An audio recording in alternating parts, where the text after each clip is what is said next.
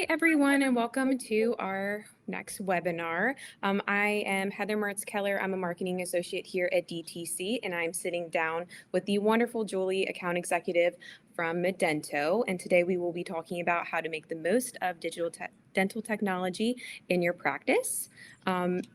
Part of our webinar series this year for the year of 2021, we are creating connections. And basically what that means is that we would like to be a resource to all and use it as an educational tool for all of our viewers, anybody that's currently joining on right now and going forward. So with that being said, our webinars will be recorded. They will be available to you once we have finished. And I will turn it over to Julie for introductions. Hi there, everybody. I'm Julie Beyersdorf. It's a mouthful. I've spent 22 years in the dental field. I started out as an orthodontic assistant. I was actually in an office that went from paper forms to Dentrix, and I was responsible for transferring all of these photos into Dentrix. So it was a fun time. And then I went back to school to become a dental hygienist. I worked for 13 years as a dental hygienist, and over the years in dentistry, I've seen a lot of changes in how technology can actually help you in the office. You know, going from film x-rays to digital x-rays, going from, these big clunky cameras to being able to use these little wands for cameras. And so I just wanted to share some of the ways that the newest dental technology can really help make things easier in the practice. So, yeah. Absolutely. And with that, I will share my screen.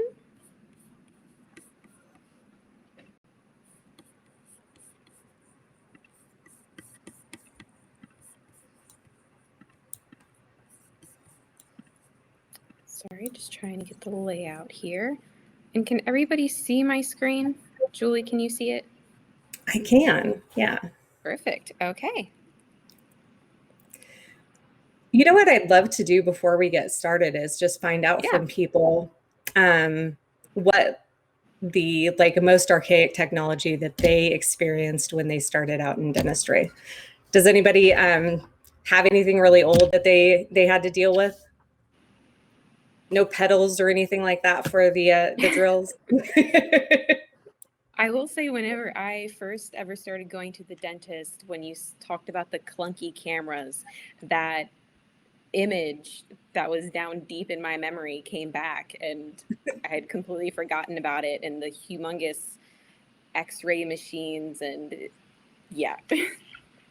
I know now they can do 3D CT scans of your entire head. Yeah. And so really get a good visual of what's going on with your TMJ, your condyles, everything, how everything fits together. And, the nerves, it's amazing. I really love how much that part has changed. When they first went into digital, it was a lot like those old digital x-ray or the digital cameras. Do you remember how pixelated the pictures were? So the initial phases of those were just really awful. And a lot of people waited until it got a bit better before they switched. So, which is probably a good call. Yeah. Yeah. Yeah. So our agenda today, we have patient engagement, automation, first impressions, connecting with patients, appointment time, and follow-up. I just want to go through the entire experience for both patients and for your staff along those areas of all the different ways that the patient communication automation can really help. And again, these are both Julie and I's contact information. Should you have any specific questions about anything regarding what is being presented today in the webinar, please feel free to message Julie or and I can get you in contact with her as well. Yeah, I'm happy to answer any questions that you guys have. If it's Modento specifically, or if it's just about different technologies that I've worked with that I like, I'm happy to share any information that I have. Yeah. All right, so we'll get into it. Julie, how about you tell us a little bit about patient engagement and ways that we can communicate now? Yeah. So there's a lot of digital platforms that integrate with different practice management softwares. Modento specifically integrates with Open Dental Clinics, Dentrix, and EagleSoft. But there's a ton of different practice management softwares, and there's a ton of different companies that actually have that capability of integrating with those practice management softwares to communicate with your patients. Some of them sync in real time to, provide real-time information. Some of them do have some lag. So I always look for something that syncs instantly because, as things change in dentistry, you had to be moving fast. Most of them are installed on your practice server, but with more and more things going cloud-based, there are some that have the capability of actually being installed on the cloud and connecting to your cloud-based services as well. But these have the capability of enabling communication, automated reminders, reputation management, so like review requests or, follow-ups with patients. They have a lot of various capabilities in communication and what all they do. Usually they have some kind of monthly premium. Some of them do annual contracts. Me personally, I have commitment issues. I like monthly. I don't like commitment. I feel that. So those yearly contracts always kind of scare me a little bit. But if you have a company that you know and trust, then it's great to be able to sign up. Usually you'll get a little bit of a discount if you're signing up for a year contract. Yeah. And as far as automating. Oh, go ahead. Sorry. No, you're fine. You're fine. I was just asking, what is the scratching of the surface? What can be automated? Oh my gosh, there's so much that can be automated in different levels. And so, like, of course, the appointment reminders, I think we're all used to getting appointment reminders at this point, whether it's for your vet appointment, for your dog, for your kids, like you're getting all kinds of different reminders for these. So I think everybody's sort of used to that. Recall reminders, that one's, I think, a really useful tool because there's a lot of times people fall through the cracks because they leave the office, didn't schedule their hygiene appointment. And if nobody's there to follow up with them, or there isn't some type of follow-up, then they fall through the cracks. And sometimes it can be years before they're like, oh man, I haven't been to the dentist in a while. So automating that can be really useful. Online scheduling is something that you can automate in the sense that you can allow the patients to pick times and you can customize exactly like what times, what type of appointments, who you want them to schedule with, all kinds of that. So that's kind of the level of automation that can happen with scheduling. Reviews, those can be sent out automatically after appointments. They can even be attached to specific types of appointments. So there's some companies that have the capability of attaching it only to like post-op appointments instead of like extractions and root canal. Those ones are kind of painful, so you don't necessarily want them to get review requests when they're in pain. Forms, consents, treatment plans. There's differing levels of how much automation can happen with that. You can have all of your forms sent out automatically, have consents attached to specific types of procedures in the schedule, so it goes out automatically. Same thing with treatment plans. And I think with treatment plans, me personally, I always like to have a little bit of a hand, a little bit of control in that, because you have to read the room, you have to read your patient, see what they're comfortable with and how much you want to present. And being able to have some customization in that treatment plan, I think is important. Payments, there's a lot of merchant services that have the capability of setting up automatic payments for your patients. So if they come in wanting a payment plan or you're willing to do that with them, there's a lot of automation that can happen with that. Referrals, there is some trackability with referrals. When you're doing patient intake forms, you can ask them who referred them. And there are some services that have the capability of tracking those referrals so that you have those reports. And then check-ins being automated right now has been a dream for many offices. So being able to have like a virtual check-in where the patient can actually do that themselves has been really important during COVID with patients having to, potentially wait outside. I think it's funny though, because I know my ortho offices had been doing this for a long time because they're seeing so many patients in a day. Yeah. A lot of them used to have these little kiosks that were set right in front of the door. And so you would put in your name and date of birth, and that would check yourself in, verify your contact details. But because of COVID, we had to kind of switch that up. And a lot of us have had to change it so that the patients could check in on their own device. And I think after COVID goes away, it's still going to be a really popular feature because you don't have to worry about wiping down tablets all the time, or having that physical kiosk for them to check in on. It's going to be really nice for them to just do on their own device. And I think a lot of patients are really getting used to doing a little bit more of that on their own. Sorry, I'm going to get a drink of water. You're okay. Yeah, I will say from an outsider looking in, being a patient, doing the whole check-in on your own, having those confirmation reminders half the time, and I'm sure many other people can relate in our busy schedules, you just don't remember. And getting that quick text message saying, oh, hey, your appointment's coming up in X amount of days. Click here to confirm.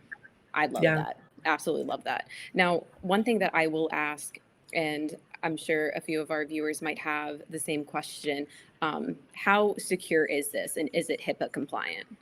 Oh yeah, absolutely. I think that any of these companies that provide patient communication, we're all vetted to be very HIPAA compliant. We wouldn't be in business if we weren't, because that would put all of our clients at risk. I know that Modento itself, the app capability, because it's something that you have to sign in, you have to use biometrics.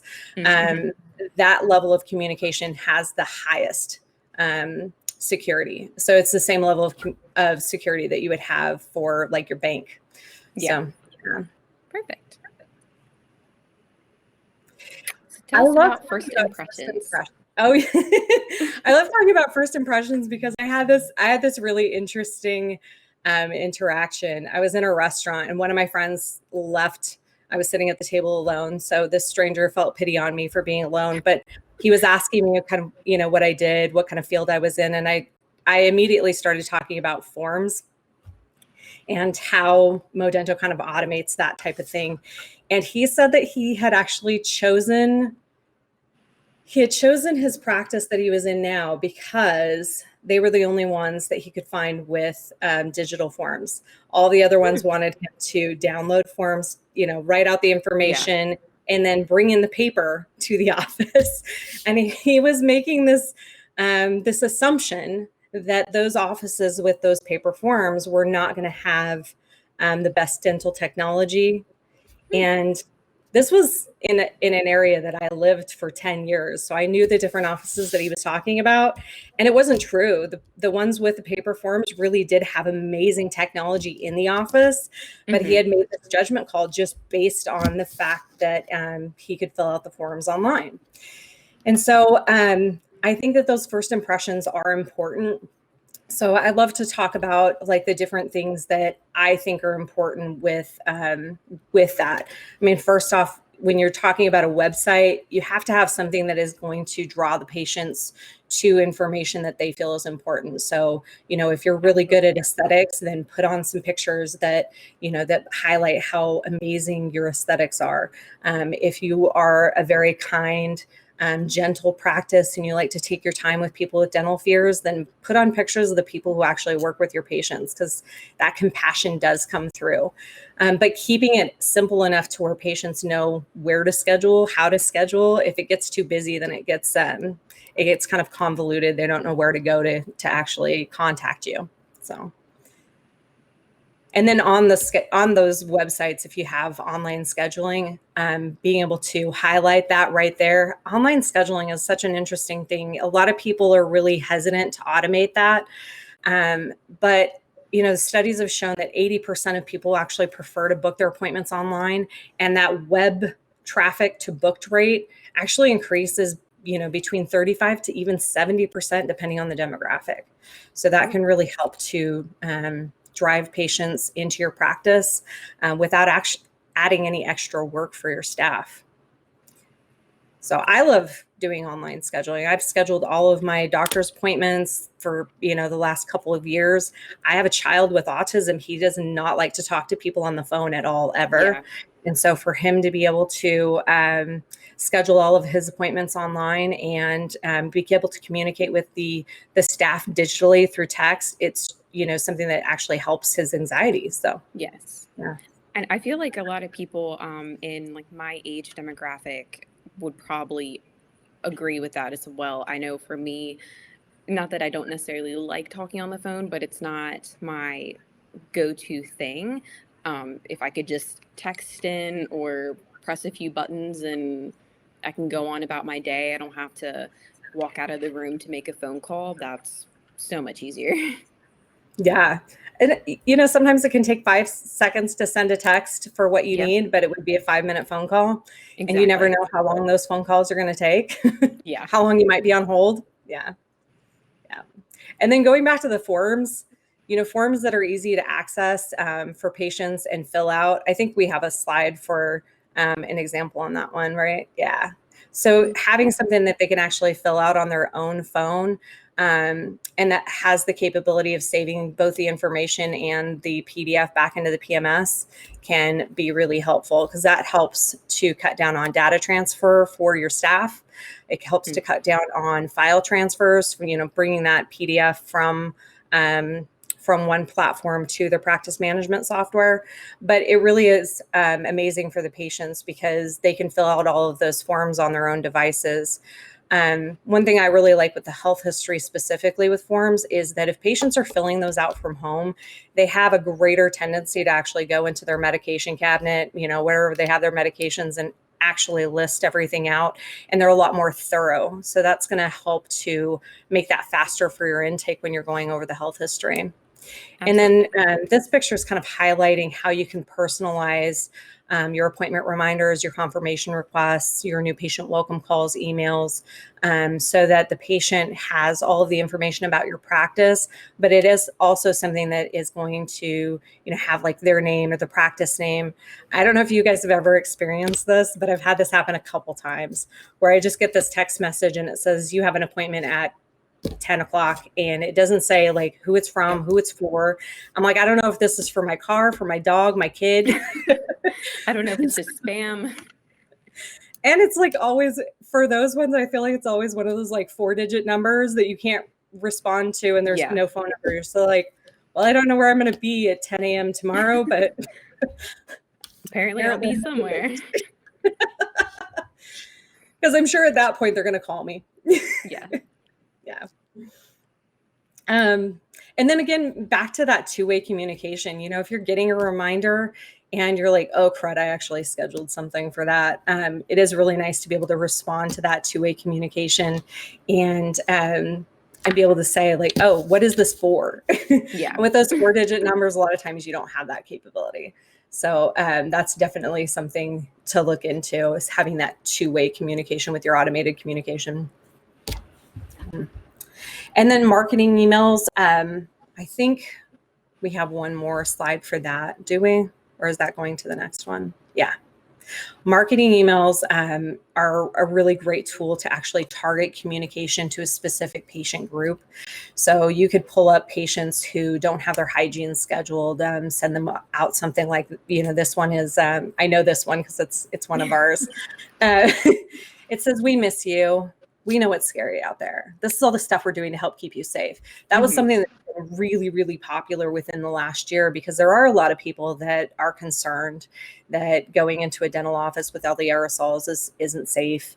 And I also know how hard all of the dental professionals are working to make sure it's the safest possible place to be. So that was a great one. There are also other ones that are kind of targeted towards, use it or lose it towards the end of the year for insurance benefits. So you could actually target that to patients who have benefits left over and have treatment that they need to do. So that you can really hone it into on just the people that you're wanting to reach. So it's not just this blanket email. Yeah. And going back to that, going back to that personalization, this is an example of one of ours where it says, Kelly, you're coming due for your 3 months cleaning. One of the things that I like is having that frequency dictated in the text. So it actually helps the patients remember that they're on whatever frequency that you have them on. And then 63% of respondents would switch to a company offering text as a communication channel. Like, I thought that was actually pretty high, but I think that it's becoming more and more common because we are all so busy, and taking phone calls does take a long time. Yeah. So, yeah. Absolutely. And I will say the personalization goes a long way. I personally think that that is very, very true. I know that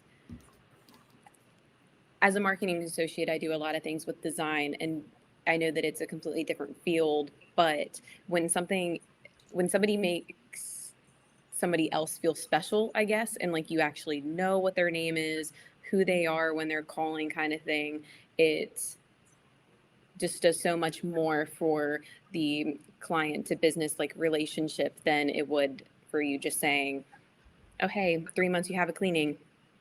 You know what I mean? So I think that's I true in absolutely all love that. aspects of relationships, whether it's business relationships or even personal ones. Yeah. I mean, we all want to feel special to whoever we're interacting with.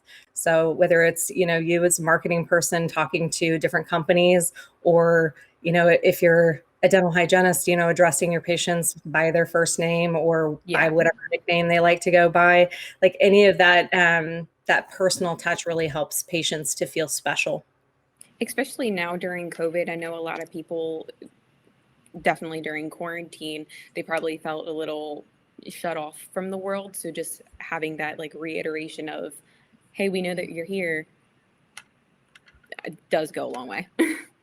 Yeah, and if you have a lot of this automation set up in your office, then you can interact with your patients a lot more in that personal aspect when they're actually in front of your face, where it means the most. Mm-hmm. So if you're not, spending all of your time having to scan forms or print out things or all of that, you do have more time to be able to interact with patients and, kind of check in with them emotionally too. Yeah.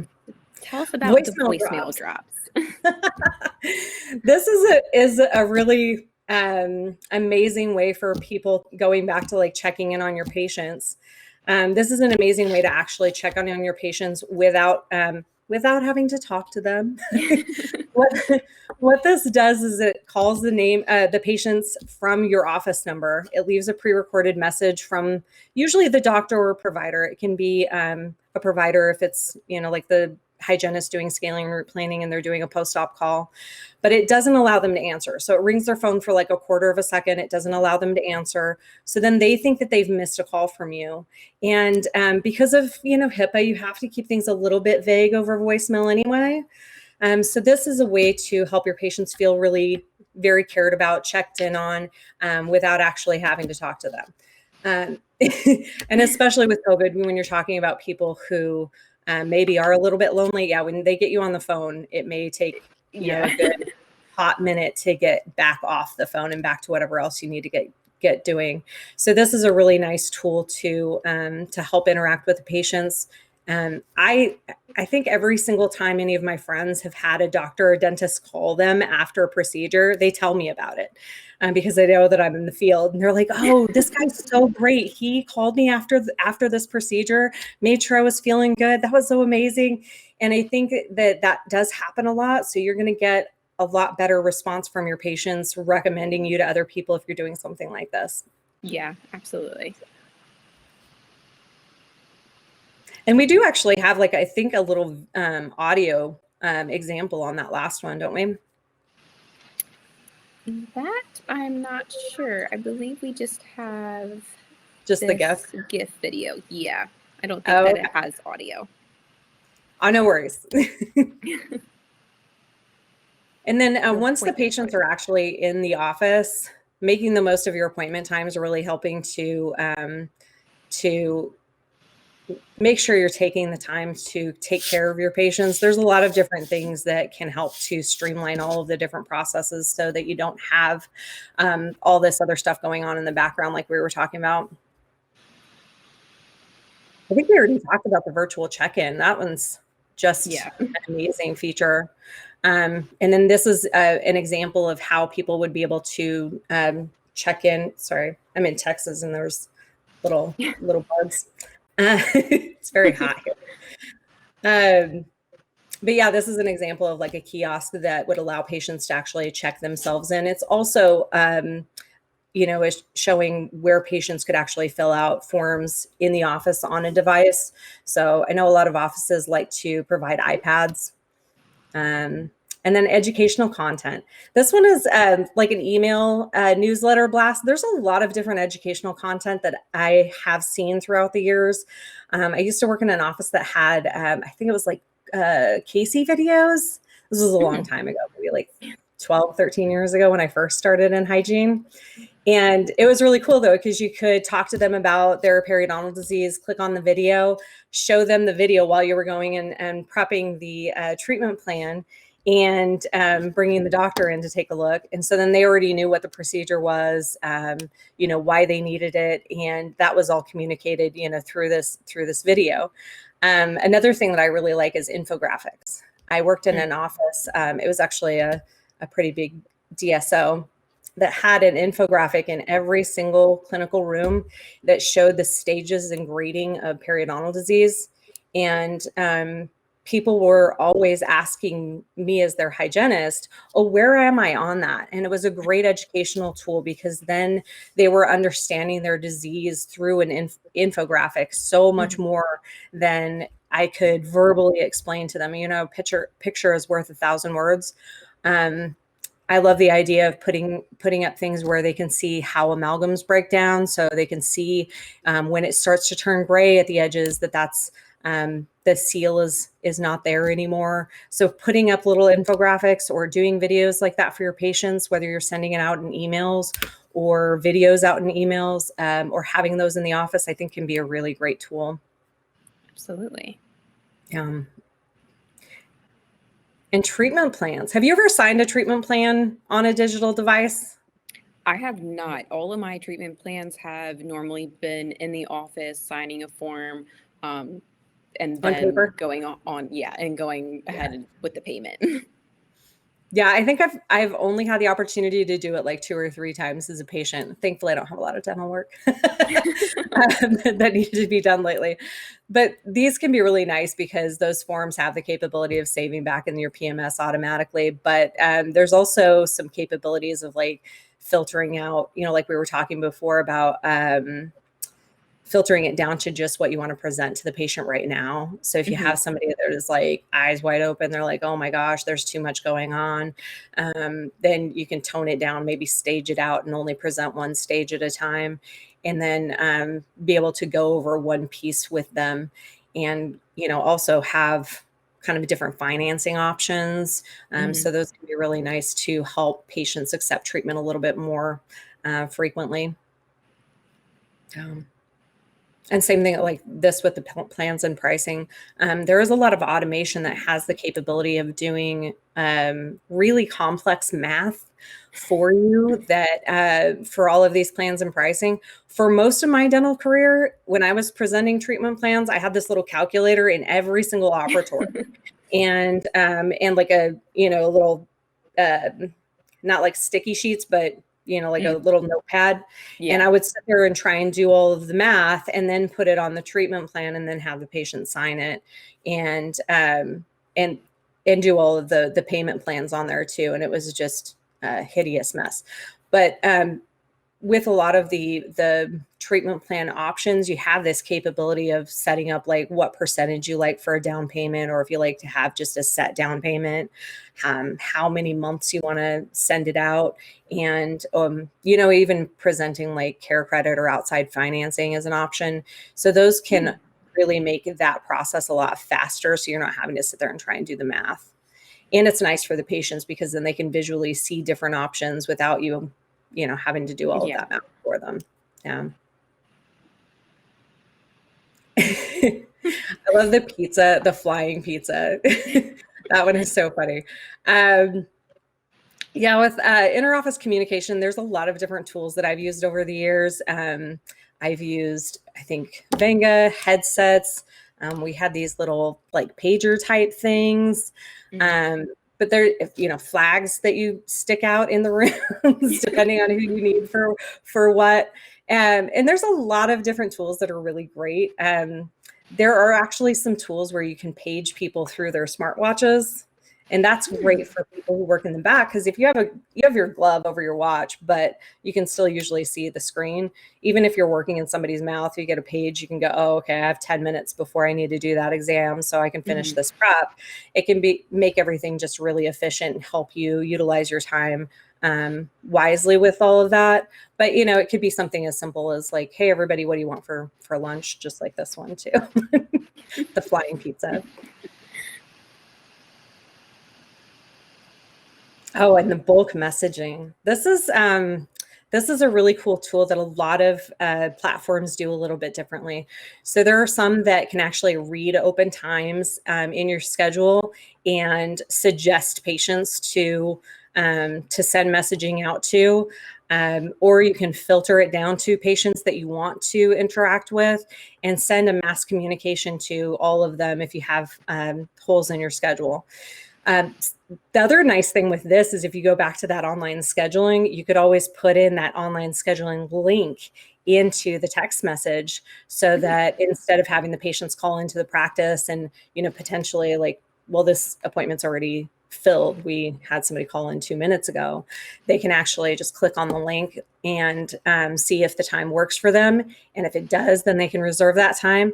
If it doesn't, or if that time's already been filled, they're already on the online scheduling. While they're there, they're probably going to make the appointment for what they need to. So yeah, I think that's a great tool to put together. And follow-ups. Yeah, there's a lot of different things about following up. I mean, post-op calls, like we were talking before, that can make such an impact on patients. And there's automated manual reviews. I know a lot of offices that really like to pick and choose each person that they send out a review to, so that they have full control over the people who are leaving that that positive review, hopefully. But there's been a lot of studies that talk about negative reviews and how we actually kind of seek out a negative review. And so I think that it's important to allow patients who, even if they had a not so great experience, to have access to your review requests. If you have a really, really bad experience, of course, most of them you can opt out.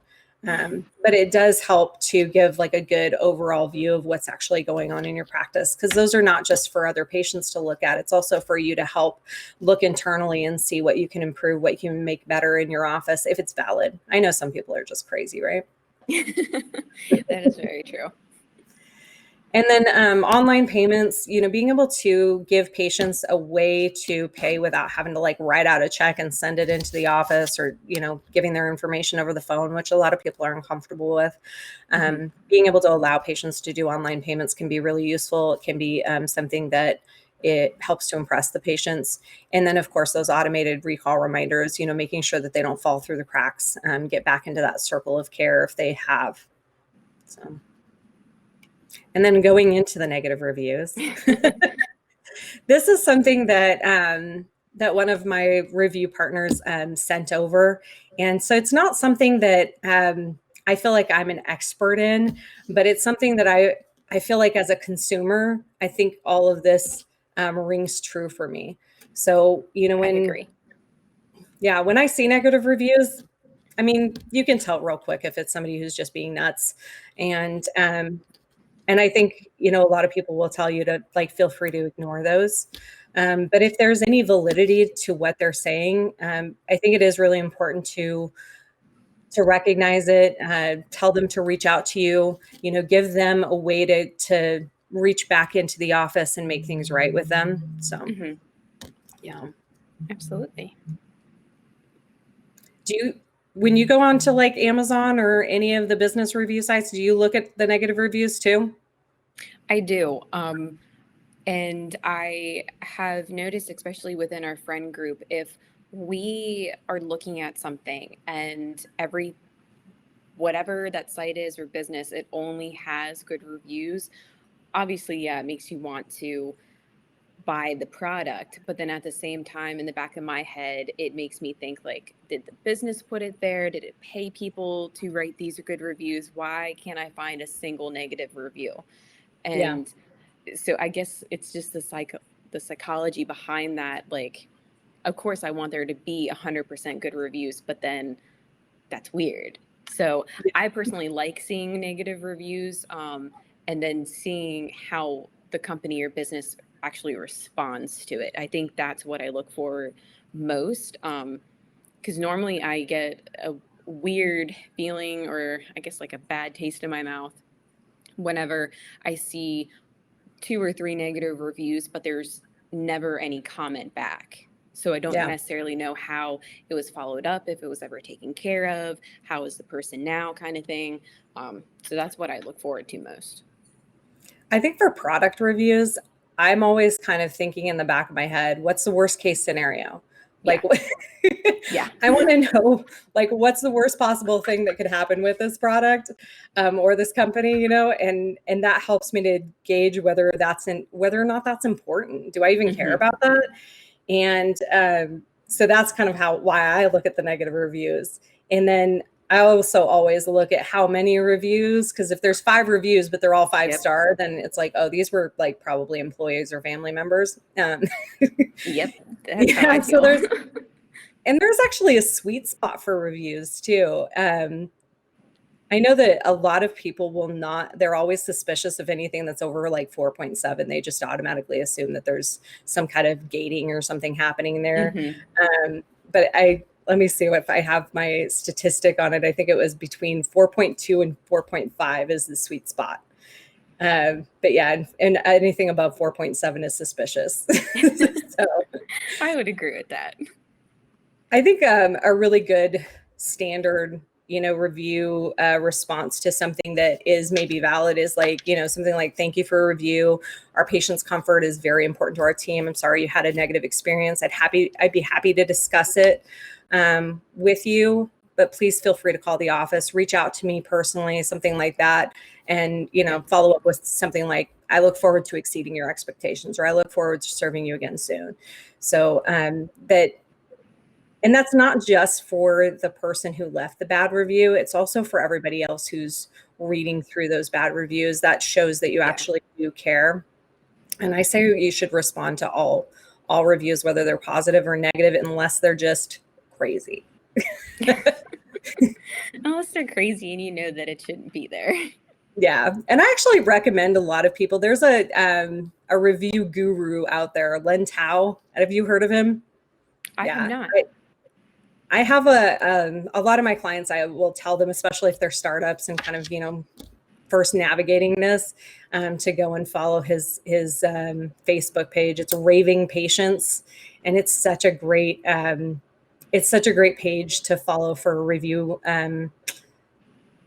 recommendations. He'll post up real reviews and ask for the community to kind of talk about how they would respond to it, if they would, reach out to Google and have it removed, and then what he recommends.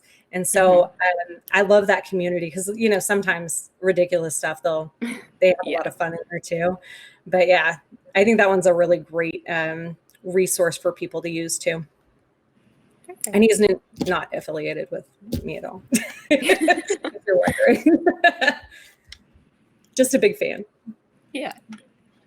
All right. So that kind of wraps up the presentation. And we will move into, I'm sure you can still see my screen at the moment.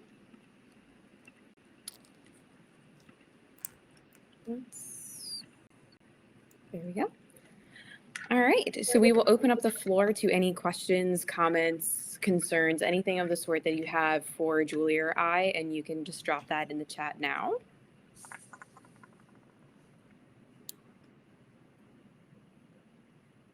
While we are waiting, I will ask you one of my questions, Julie. So you've actually answered basically all of them, but are there any other incentives for patients that would make them want to keep interacting with the app on their phone? Yeah, the Modento app actually has a loyalty program built into it, which I think is a great way to help close that revolving door that happens with new patients. I think that we as society kind of got into this mentality of like we need new customers all the time, Mm-hmm. and they only gave out incentives to new customers, new patients, new whatever, right? And I think that left a lot of loyal customers with kind of a bad taste in their mouth where they're like, well, they got a cool new water bottle. Do I get one? I've been with you for 10 years. Yeah. And so I love the idea of these loyalty programs where you can kind of incentivize your loyal base staying with you. And so, if the new patients get a water bottle, then your current patients can get a water bottle. And so there is some of that loyalty program built into our app. So that does help to keep patients interacting with it too. There's some other cool features with it too, where they can like access all of their entire family's forms in one spot because it has that heightened level of security. It does Mm-hmm. give them a little bit easier access to their accounts. So, yeah. That's very cool. Okay, so we do have a question in the chat. Victoria asked, is there anything or any examples of technology that exists off the top of your head that you did not discuss today or something new that may be coming in the future? I mean, I think there's a lot of different technology that has the potential to be really cool. I know that one that they use for scanning for ortho has the capability of potentially helping to track both recession and pocketing in patients through some other type of scan in that same avenue. So I know that that's something that's coming soon. The 3D technology with the CBCTs also has that capability of being able to track bone loss. I mean, as a hygienist, of course, these are things that like pop into my head as being like really cool. Yeah. I try to stay up on top of those. I'm not working in hygiene anymore. But actually tracking like the little bone divots that will happen with vertical bone loss, and being able to give their periodontist or their hygienist a little bit better view of exactly where they need to get into those little nooks and crannies and keep clean for the patient, because those aren't going to be the areas that they can clean. Mm-hmm. So I'll think some more about that. Yeah, those are the ones that pop into my head right away. Yeah. I know here recently I had read something about at dentist offices. I don't exactly know what the process is called, but I know like if you're getting sized for braces, and then of course you need to get the mold of your teeth, and now there's with that 3D Yeah, you can just scan technology, them. it takes the entire scan of your teeth without you having to get that gunky, Yeah. disgusting tasting mold in your mouth. So I think that was really cool.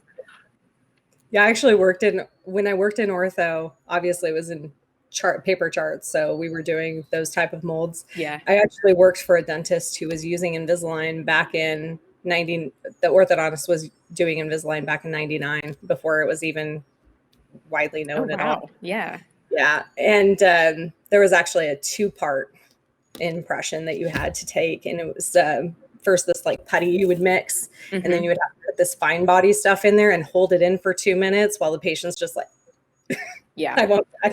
No, in middle school, I had Invisalign, and that's whenever they started to kind of like really press for Invisalign and roll it out.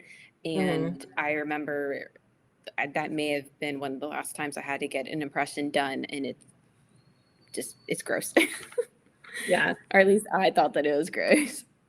But Well, yeah, they're not. I mean, it's not designed to taste good. no, it's not designed to look good or anything of the sort either. So, Yeah. all right, let's see. I think more integrations of technologies is going to be like the thing that happens next. So having more more technology that actually encompasses everything in one place, practice management softwares that have more patient communication, or like even insurance verification benefits, all of that stuff kind of all wrapped into one, so that you're not, in a lot of different platforms to be able to try the same level of services. So I think that's probably going to be more where things are headed for like my area. I would absolutely agree with that. Again, just an outsider looking in, I've noticed a lot of places. I know you have mentioned a vet. So I recently adopted a cat during quarantine. Of course, I had to take her to the vet a decent amount of times. And thankfully, they have integrated all of their stuff together. It seems like I can see all of her recent history, the treatment plans, payments, any of the forms, insurance, everything across the board like that. So I personally love it. I can see everything all in one place. I don't have to go searching around for this thing, being scared that I forgot something. It's all right there for me. Yeah. And you'll see that more with your medical charts too. So like the My Chart and some of those technologies where you can just go into the app, you can make your appointment, see all of your records, see your tests, see your bills, pay your bills, everything in one place. So yeah. Yeah. It's definitely been nice. So if nobody else has any other questions, I think we will wrap up. And if you do have any further questions beyond this webinar, again, please feel free to contact Julie or I. And if you contact me, I'm more than happy to get you into contact with Julie as well. So thank you so much for presenting with me today. And I hope that everyone enjoyed this webinar and got a lot of good resources out of it. I know I definitely learned a lot. So I'm hoping everybody else did as well. And Victoria said, thank you so much, Julie. Such great information. So thank you. Yeah, well, thank you for having me. And, if anybody does want more information about the technology that I've worked with, whether it's in the dental office or, with Modento, feel free to reach out. You can call me. The 425 number is actually my direct line. And then Julie at Modento is a great way to reach me as well. Perfect. And again, just wanted to reiterate that this webinar is recorded, so I will be posting to all of DTC's social platforms, including our YouTube channel, and you can check it out there again. Awesome. All right. Thank you so much, Julie.